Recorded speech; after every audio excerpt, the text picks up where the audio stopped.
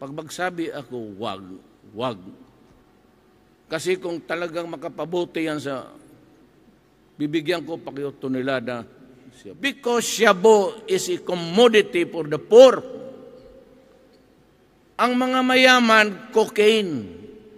But cocaine comes from opium, ipape, which is organic. Tinanim ba? Itong shabu is a mixture of chemicals. Ang tubig ginagamit niya, ang tubig ng baterya, yung pang-start mo.